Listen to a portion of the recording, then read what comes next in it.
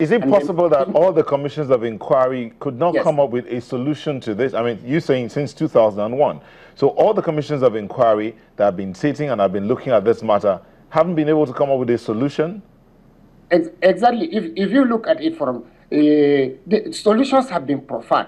But what has been happening, the lady, which I agree with what she said, there have been political failure in the past in looking at the recommendations and implementing them. Some of them might not be comfortable, some of them might not be politically convenient. But for us to find peace, we have to look at those ones and find a way of implementing them. I mean, that was the reason why they were set up. They have come up with wonderful ideas and solutions on how to go about this thing. But I think what we should do is we should still concentrate. Those who work for peace should not give up. We have worked on this. In fact, I think in 2014, together with the chairman, I don't know whether he's still there, with the chairman of the National Human Rights Commission, we looked at the crisis of Kaduna South. The crisis in Plateau State is gradually affecting other states. Equally, you have ripple effects of the crisis in Nasarawa. You have them in Kaduna. You have them in parts of Bauchi and other areas. So I think we should focus on how to find a solution to this thing, and then find peace to Plateau State, so that both herders and farmers and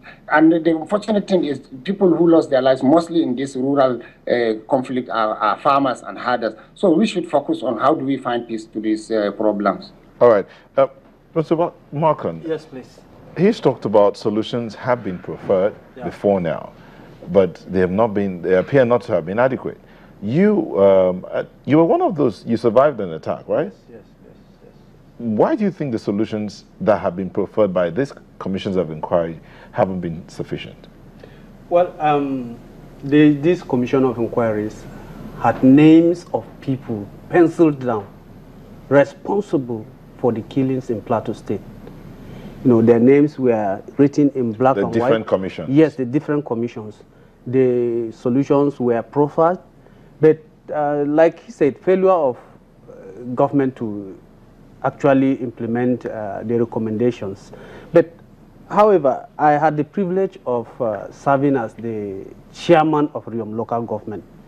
And my experience as chairman of Riom local government, clearly shows, the Fulanis that are with us, are not willing to listen or to obey constituted authority. As chairman, I held meetings, peace and security meetings on a weekly basis. And each time I called for a meeting, the leader of the Fulanis in Riom, the Hardo of Riom, will not attend the meeting. Each time I call for a meeting, he will not attend such meetings. And these killings, we must call a spade a spade. Of course, we are looking for a solution.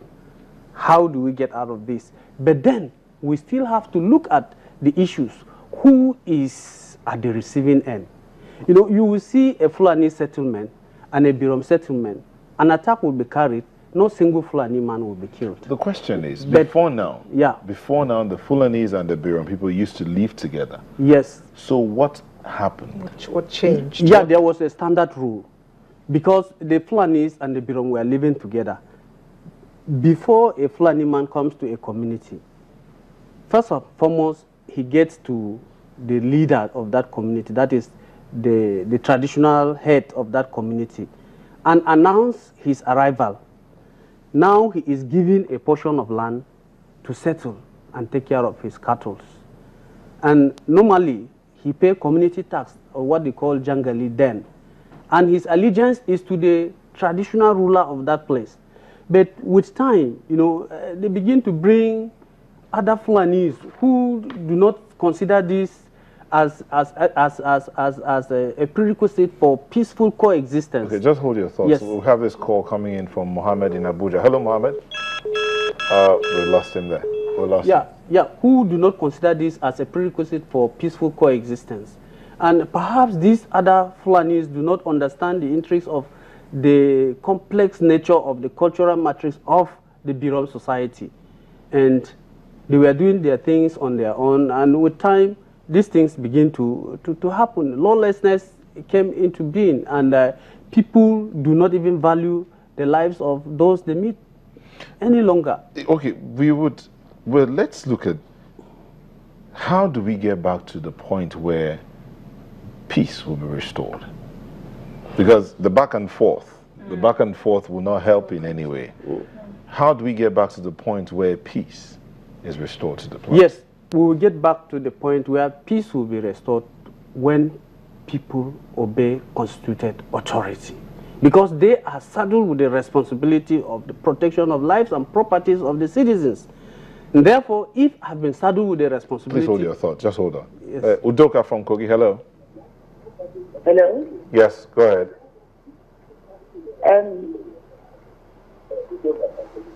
Hello? Yes, Udoka, can you just turn down the volume of your TV set?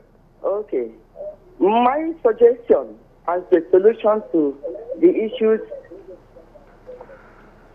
I've done that. Yes, go ahead. Yes.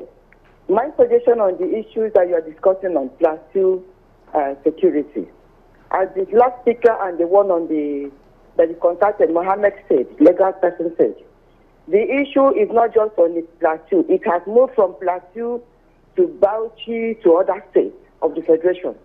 It has even gone to Abia State in the local government inside. I think the federal government should do what somebody said before when we were discussing this issue. There should be a cattle ranch for these clearance. If you don't do this, it will still continue and no place will be safe.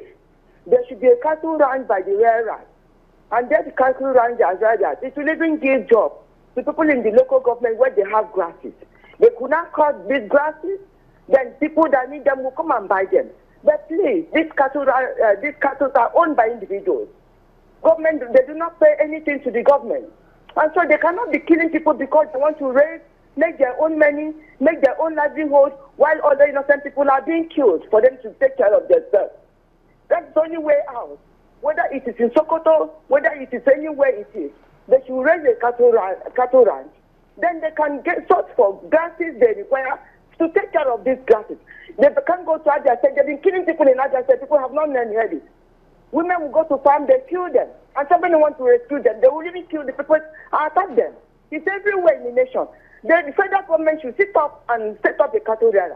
The president declared access of 270 cattle. And I believe that's the way you take care of it. If you give it to people to go around, and definitely those people will kill people because they want to stop them from going to their farmland. I had a farmland somewhere in Kuje. They send cattle there, even without even the fence, and clear everything.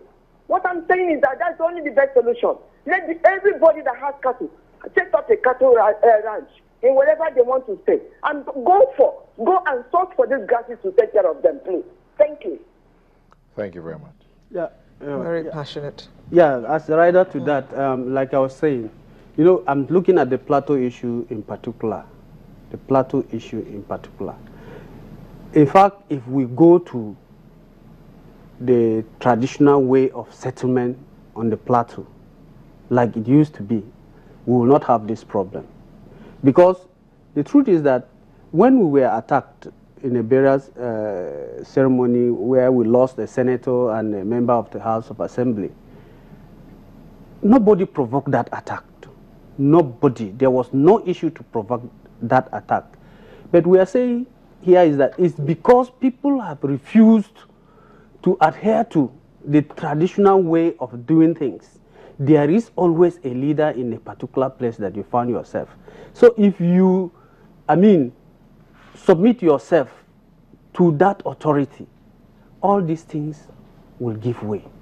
And I think the basic reason why this crisis and these killings are still going on is because somebody somewhere have refused to submit himself.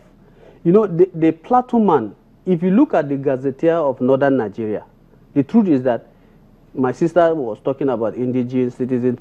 There's no mention of Hausa Fulani anywhere in the Gazette. And this Gazette was prepared by the Hausa Fulanis themselves.